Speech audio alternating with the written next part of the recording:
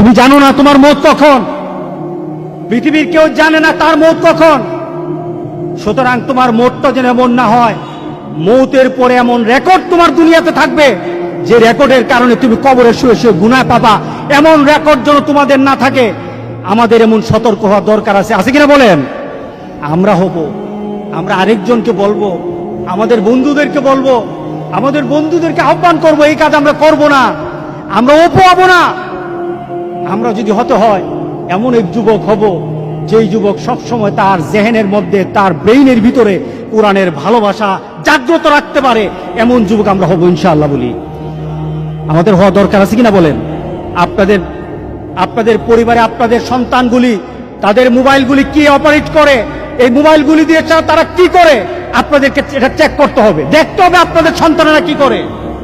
যদি করেন ওই দুঃখ হতে হবে না, ওই হয়তো আপনার অবস্থা হবে না যে আপনি কবরে থাকবেন, আপনার সন্তান আপনার জন্য দোয়া করবে না, এমন হয়তো হবে না।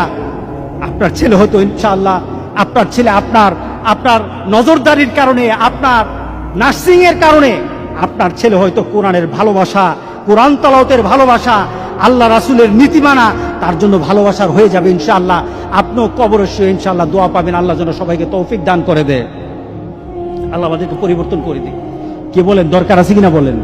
হ্যাঁ, আমি গত কয়েকদিন আগে আমাকে হঠাৎ একজনে দেখালো যে খবরে এসেছে, প্রত্যেকটি খবরের কাগজে এসেছে, মিডিয়াতে এসেছে, অপু নামের ছেলেটা মুসলমানের সন্তান।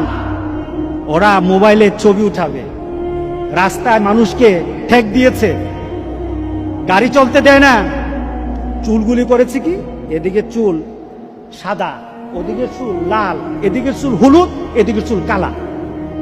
বান্দরও তেমন না। কি বলেন? বান্দর দেখছেন এমন? কোন পশু পাখি এমন দেখছেন যে এই বিভিন্ন বৈচিত্র্য? এটা একটা সুন্দর আল্লাহর সৃষ্টিতে আছে, কিন্তু এইভাবে নিজেরা বানাইছে, এমন শয়তানুভূত তো শয়তান না। চুলগুলো এইভাবে নাড়াতে, এত বড় বড় চুল এইভাবে নড়ে। তখন সে মনে করে আমি কি হয়ে গেলাম। তার বাপ মা চিন্তা করে আমার ছেলে তো এখন লায়েক হয়েছে, আমার ছেলে এখন অনেক কিছু দেখায়, আমার ছেলে যখন রাস্তায় নামে তখন অনেকে আমার ছেলেকে ভয় পায়। আমি কি হয়ে গেলাম রে? নিজের সন্তানকে ভালো বানাতে পারে না, এটা হলো দুষ্ট বাপ।